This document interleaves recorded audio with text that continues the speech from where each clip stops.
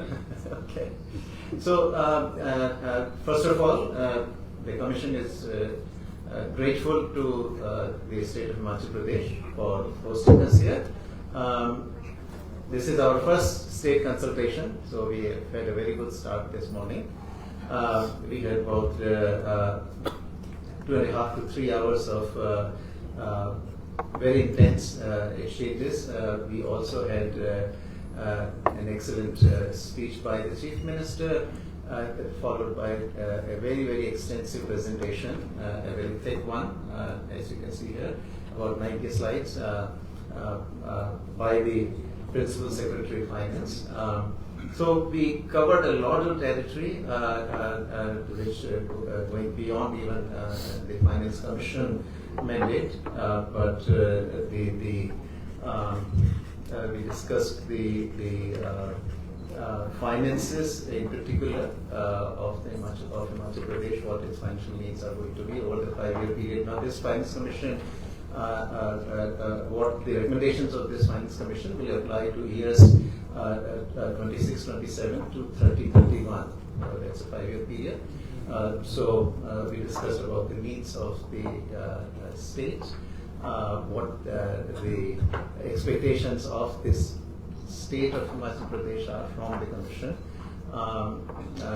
One of the things that repeatedly came was the fact that the terrain of Himachal Pradesh, like those of some of the other hilly states, being a difficult one, the cost of provision of almost everything, not just roads and airports and the like, meaning infrastructure, but even building schools, building medical colleges tend to be many times more than in the states which are largely in the plains.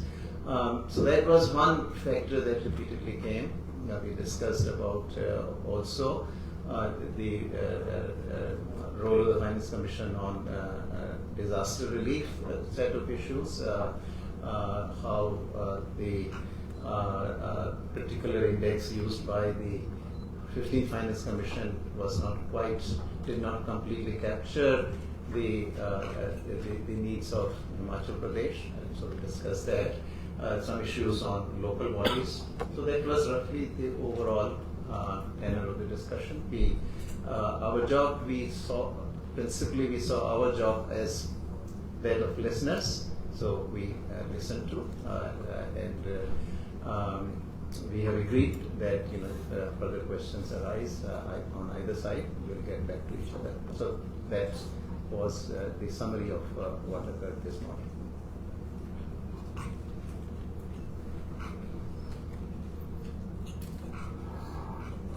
Any queries from the media, one by one, please? Hindi चलेगा sir? चलिए मैं थोड़ा सा बोल देता हूँ. Can you hand over the mic? Sir मैं राजेश मल्होत्रा हूँ, यहाँ दिल्ली न्यूज़पेपर है दिव्य हिमाचल से. पहले तो सर ये कि एक छोटा सा प्रदेश आपने चुना शुरुआत करने के लिए विजिट का, और ये सिलेक्शन हिमाचल का किस तरह से हुआ, अगर थोड़ा सा आप ये ब्रीफ कर पाए. और सेकंड ये कि हिमाचल की जो नीड्स हैं उसमें अगला फाइनेंशियल ईयर जब आप शुरू करोगे 26-27 में, तो हमारा आरडीजी ऑलरेडी 7,000 करोड़ के आसपास चला जाएगा, जो गैप है हम बजट की एस्टिमेशन अभी तक की जो देख रहे हैं. तो ऑलरेडी आरडीजी टेपरिंग हो गया था 15 फाइनेंस कमीशन में. इधर जो कमिटेड एक्सपेंडिचर है उनमें थोड़ा सा इंक्रीज हो गया. एक इशू उसमें ओबीएस भी है. बहुत सारे स्टेट्स में भी आप और भी जाएंगे, राजस्थान छत्तीसगढ़ भी आपको मिलेगा जहाँ ओल्ड पेंशन भी एड्रेस करना पड़ेगा. यहाँ हिमाचल को इस वक्त आप किस तरह प्लेस्ड देख रहे हैं फाइनेंशियल? तो आपके दोनों सवालों का जवाब जो है ना सेक्रेटरी साहब देंगे. सिलेक्शन कैसे हुआ? सिलेक्शन देखिए ऐसा है कि सारे स्टेट जाना है, तो ऐसा नहीं है कि कोई ऐसा स्पेसिफिक ऑर्डर है. बट एक बहुत बड़ा फैक्टर ये होता है कि जैसे बारिश शुरू हो जाएगी हिमाचल में तो विजिट करना मुश्किल होता है. तो एक हमारे लिए एक चैलेंज था कि इसके पहले कि यहाँ पर बारिश हो और मतलब सरकार जो है वो उनका फोकस दूसरी तरफ शिफ्ट हो जाए. हम लोग सोचे कि यहाँ पहले विजिट कर लेंगे. दैट इज में अदरवाइज ऐसा नहीं है कि मतलब किसी स्टेट पहले जाना ही है। तो और दूसरा, जहां तक जो कमिटेड एक्सपेंडिचर और आरडीजी है उसके ऊपर तो अनुशंसा बनेगी। अभी तो ये रेवेन्यू डेफिसिट ग्रांट जो भी एक वित्त आयोग जो अनुशंसा देता है, ऐसा नहीं है कि पिछले वित्त आयोग से उसका कोई लिंकेज है। मतलब इसमें उसके कोई भी वित्त आयोग, पिछले वित्त आयोग ने कैसे उसको असेसमेंट किया रेवेन्यू डेफिसिट ग्रांट का, उसको देखेगा।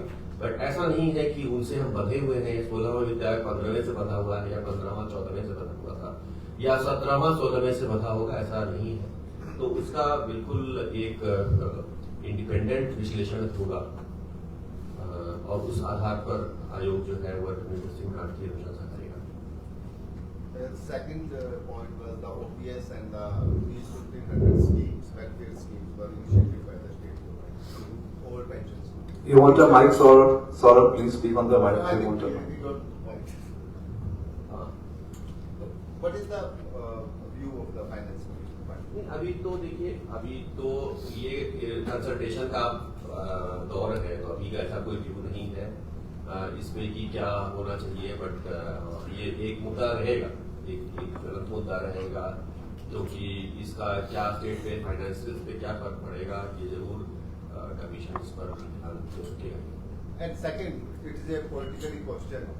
The state, this Himachal state is a Congress-run state, and the center, in the center, there is the BJP led. So, do you think you will be able to address this conflict, because the state government repeatedly saying that we are not getting the share due to the political differences? So let me answer you, man. Okay, Finance Commission traditionally low profile, neutral body रहा है, professional body रहा है। तो हम जो है उसको उसी दृष्टि से देखने की उम्मीद रखते हैं। ये एक लंबा ट्रेडिशन है। 1952 में पहला कमीशन आया था, उसके बाद 15 और आ चुके हैं।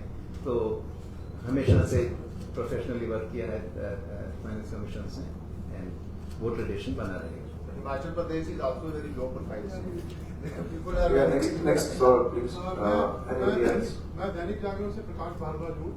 मेरा दोबारा से प्रश्न है कि जो आरजेडी की बात हो रही है, रेवेन्यू डेफिसिट ग्रांट की, क्या अभी जो 15वें वित्त आयोग ने हमें दिया था, क्या 16वां वित्त आयोग हमें वहाँ पर रखेगा या नहीं? क्योंकि स्टेट की फाइनेंसिस की हालत सही नहीं है और हम लोग स्टेट जो है वो सेंटर पे ज्यादा डिपेंडेंट है, तो क्या इसको मद्देनजर रखा जाएगा?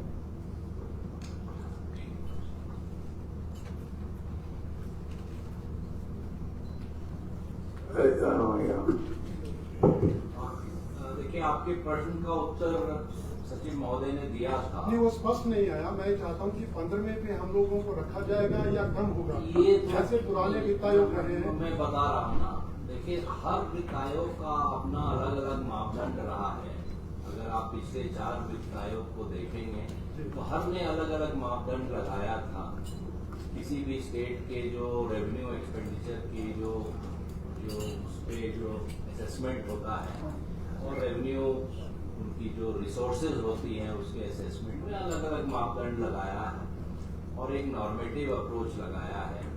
करीब करीब सारे वित्त आयोग ने जो पिछले 5-7 वित्त आयोग बने हैं, और इस संदर्भ में 13वें वित्त आयोग ने एक अप्रोच लिया था, 14वें ने उससे भिन्न अप्रोच लिया।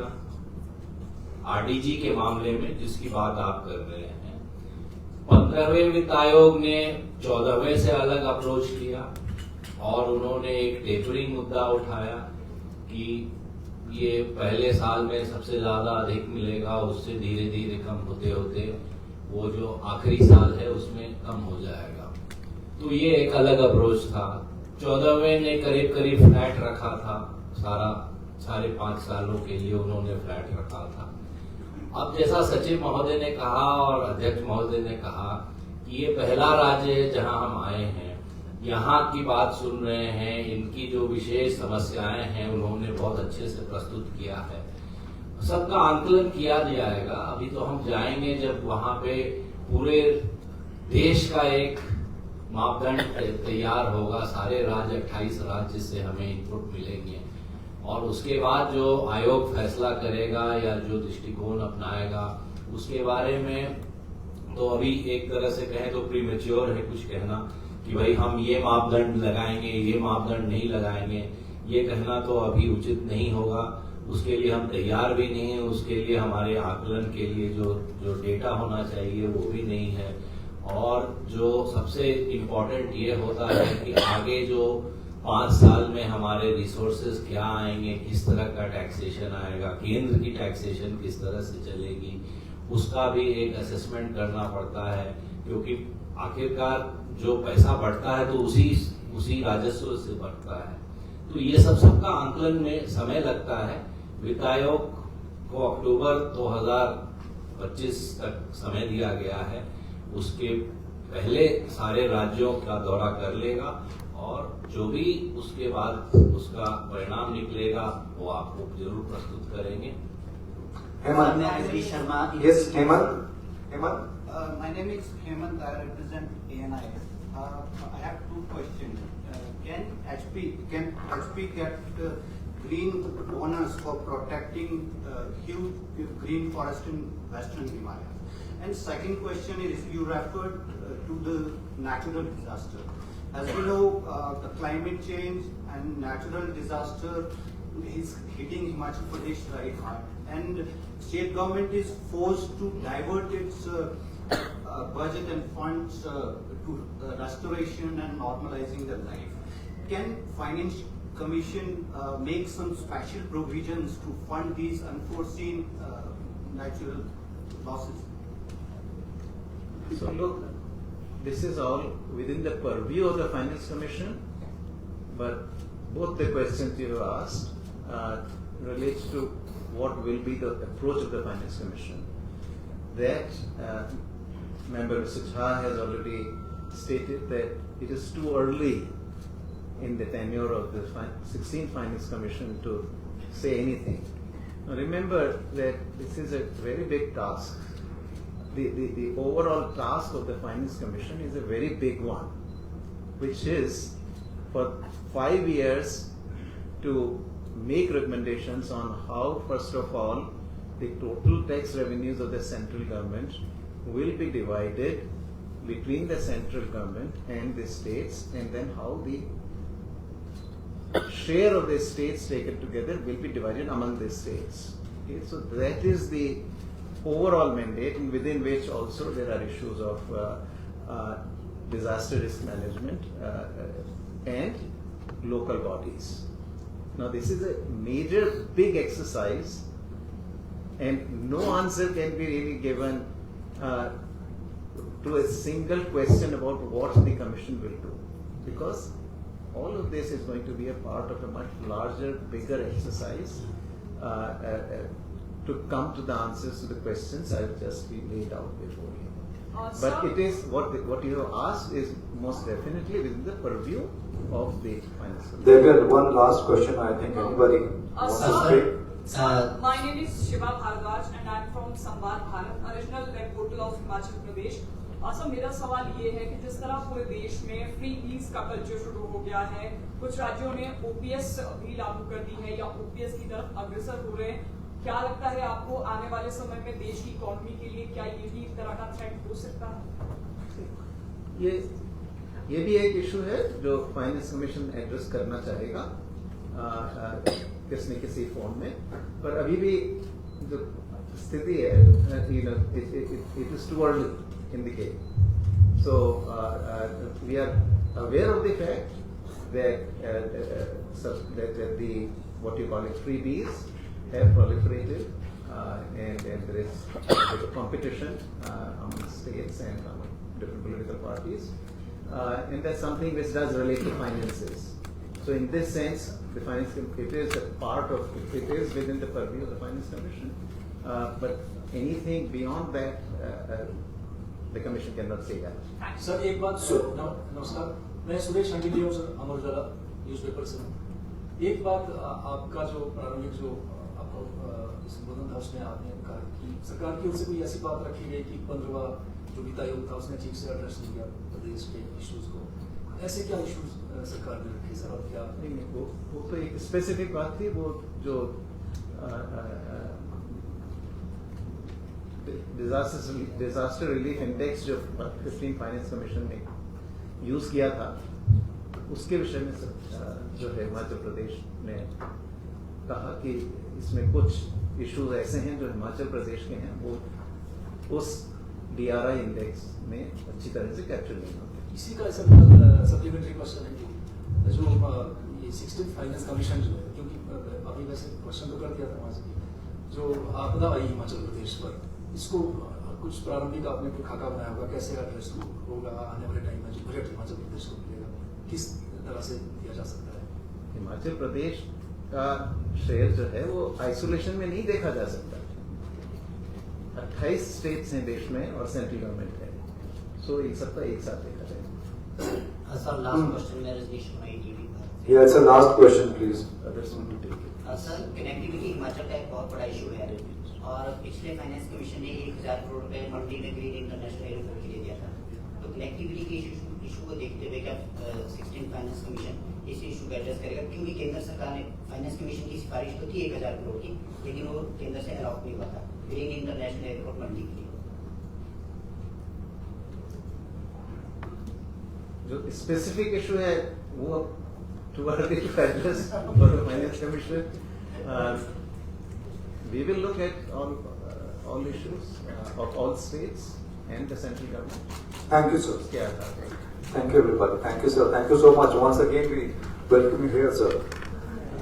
And